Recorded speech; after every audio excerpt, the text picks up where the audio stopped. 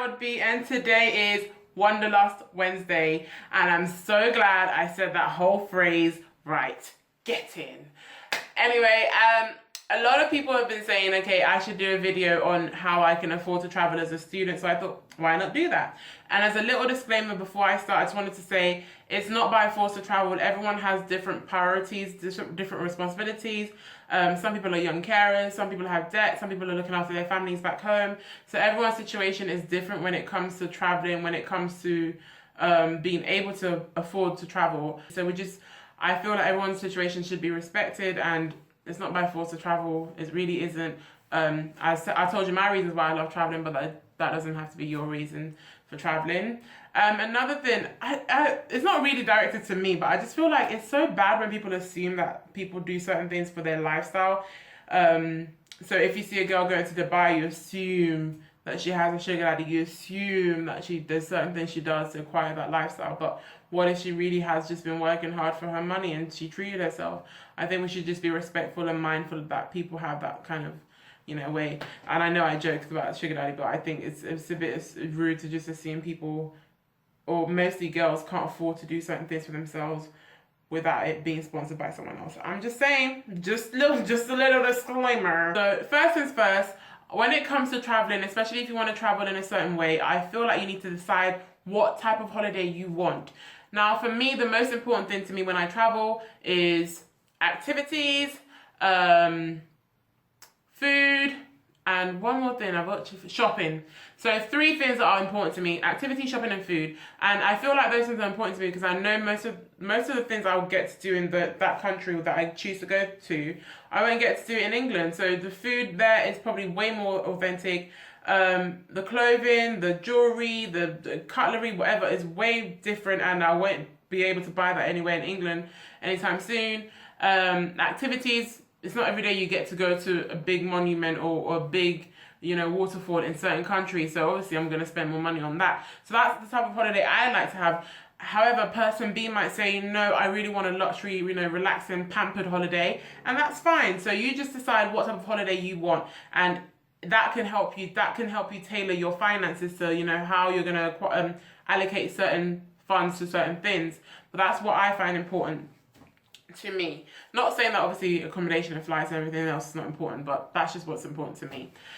Now I'm going to move on to savings. I think it will probably be beneficial to have a savings account for traveling if you really, really love traveling a lot. I would say that can kind of help you either have a goal towards going somewhere. So for example, when I was going to Senegal, I knew that I had to save X amount of money to go there. However, with a savings account, you can also do this where you say, I'm just going to be putting a certain amount of money into this account, and then whatever it amounts to, I look at flights available and book it using this money, if I'm making any sense right now. So that's what I'll say you should do. Another thing that can help towards your savings is making sure you check if you're getting your holiday pay. And you can do this by going to your HR department in whatever company or whatever organization you work for, just to make sure that they're actually paying you the right amount of money towards your holiday, because every coin counts, sis. Every coin counts. So make sure you're getting your the holiday pay you're entitled to, because you can either end up going to little cheeky trip away in the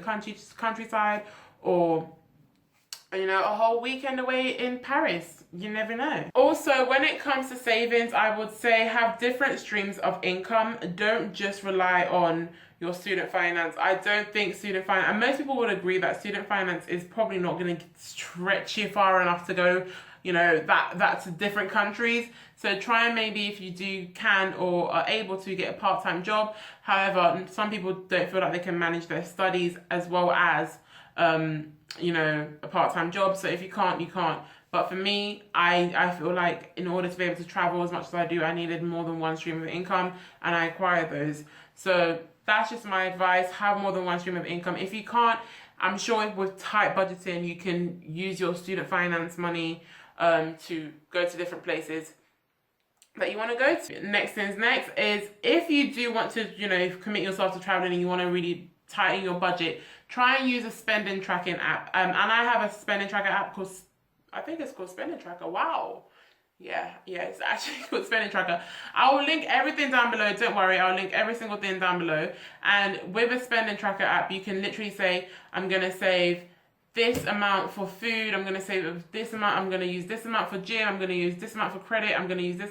Whatever you know your finances are, you can just basically put that on the app and say how much is coming out, your expenses and your income, and then whatever is left over, you can say I'm going to use this amount towards traveling.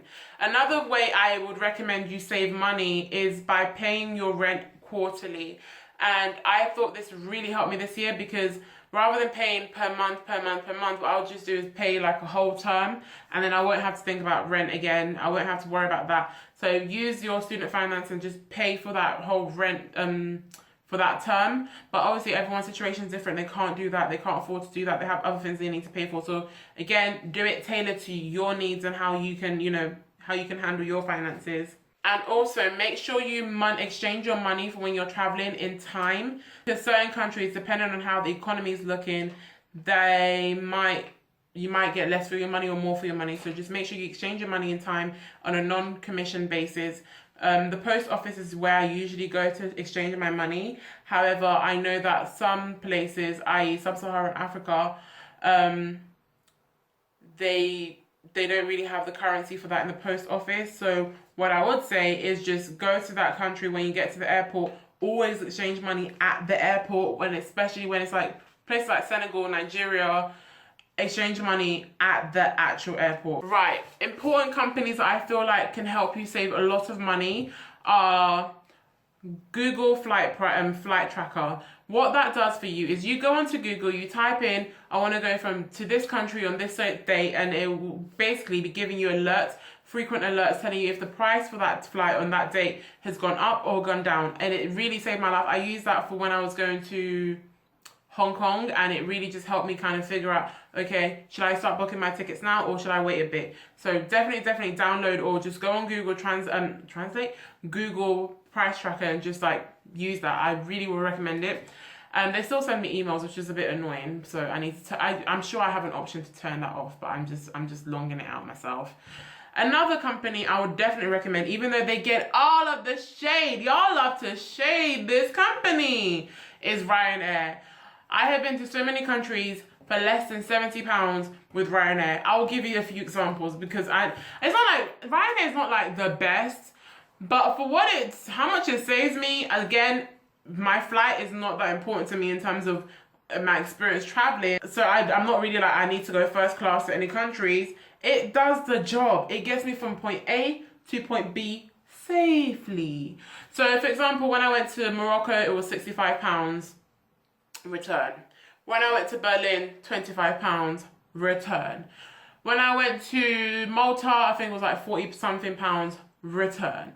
When I went to Scotland, £25 return. Well, that was the second time I went to Scotland.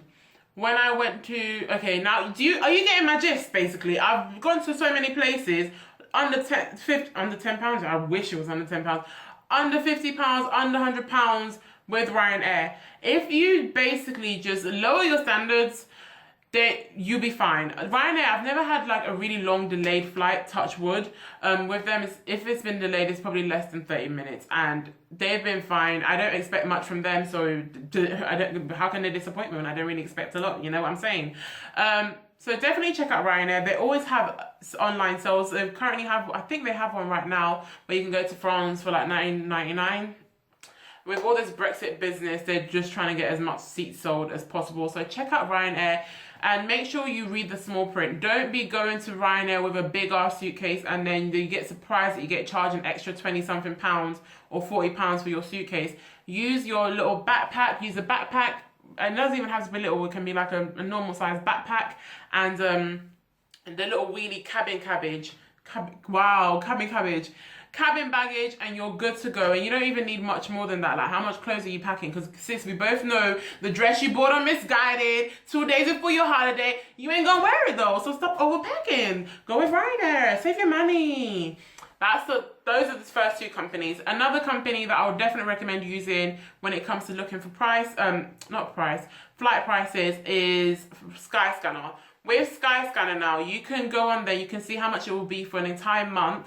Not an entire month of traveling, but you can see how much it would be on if you say you want to go on the 13th or if you want to go on the 15th. You can look you can look at the entire calendar, the cheapest month, and it will bring it out for you. You don't even have to be doing any investigation FBI skills. It will literally give it to you. So check out Skyscanner. Company that I would definitely recommend is Hostel World.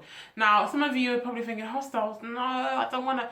They don't even just advertise hostels, they advertise hotels as well, and they do it at a discounted rate, and I would just recommend it so much because people leave honest reviews there, so you can really get an idea of what a place is like, the good and the bad. You can get great pictures as well. They always put really accurate pictures actually. You can also compare it with different hostels or hotels in the area that you're going to be staying or where you're going to be going. So you can compare, for example, with Tokyo, I could compare one hotel in Nezu and then another one in, I don't know, Harajuku. So I would just recommend you using that to just compare the different hostels and different prices in certain areas and certain boroughs. Another company that I haven't really done this, but they helped me last year with one of my flights to Tanzania. I would recommend using STA because I know they're really student friendly. They have student discounts. If you have a international student ID card, you can get a discount with them. But they also have this thing where you can get a £49. You pay £49 for the deposit of a flight, and then you then pay in installments up to 10. It's either 10 days or 10 weeks up until the flight departure.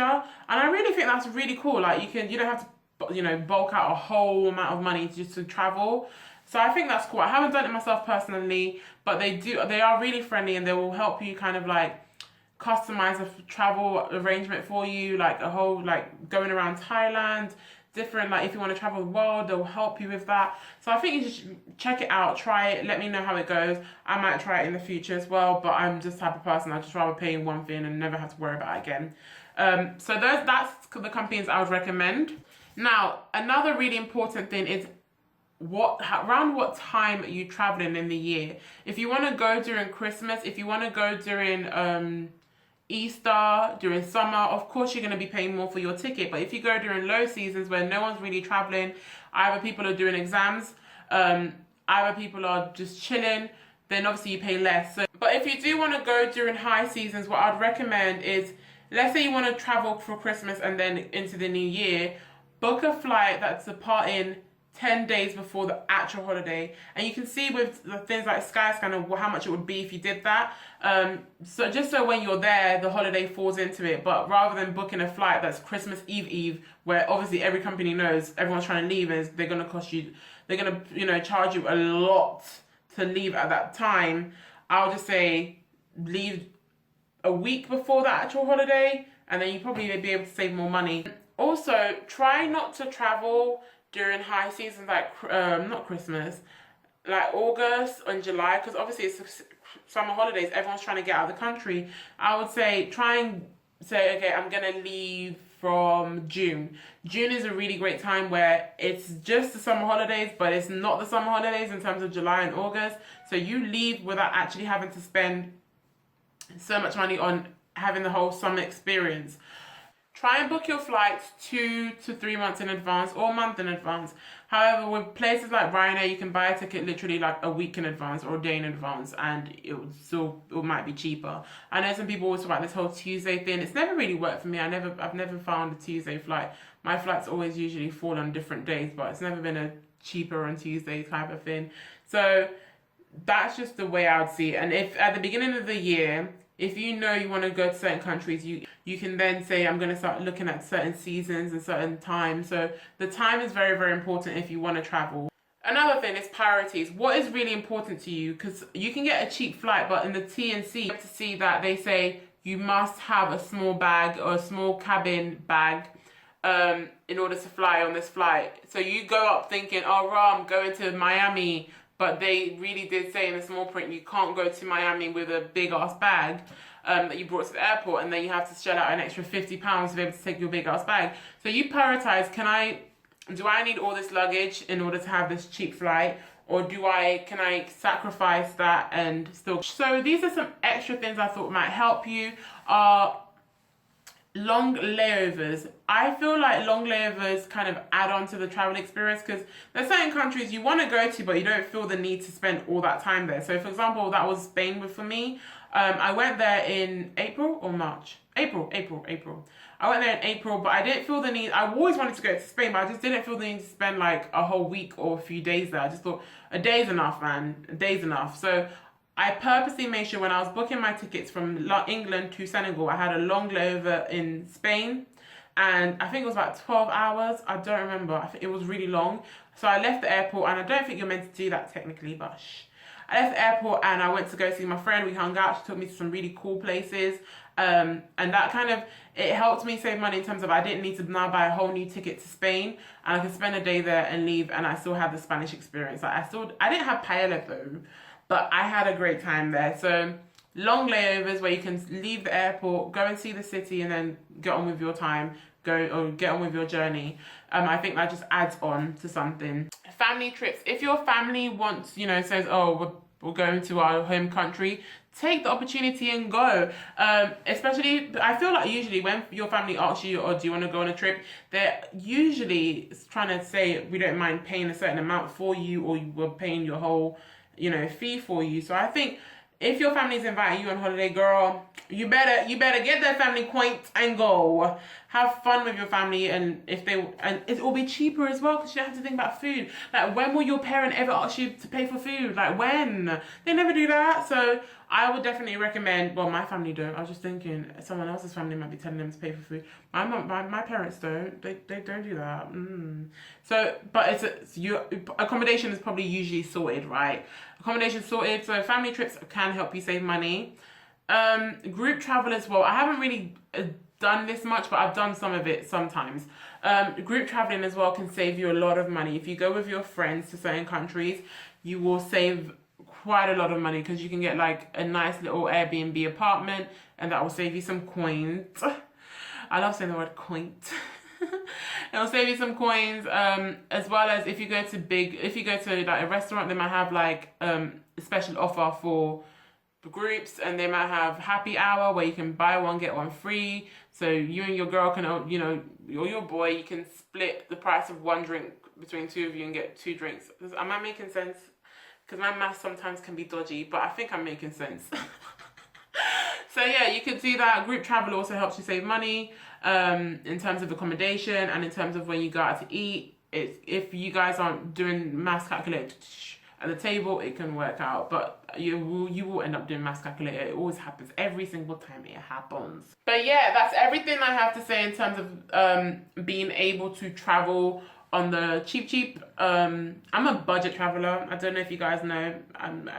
If you haven't figured, I'm budget. But when it comes to shopping, when it comes to eating well, when it comes to activities I do in the country, I try not to be too budget because I'm only going to be there once, or twice. You never know.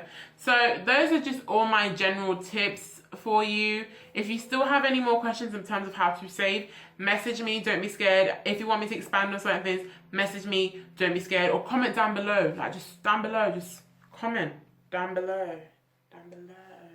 Okay, I'm doing the most. And just tell me if you have any questions. I hope I've been as clear as possible. Hopefully I have. Thank you again. Thank you all so much for watching. Thank you all so much for subscribing. Thank you all so much for giving me suggestions. Because even though you guys don't be coming in, y'all be sliding in my DMs. I appreciate y'all. And I hope you have a wonderful day, a wonderful evening, wonderful morning, whenever you're watching this. And take care of yourself.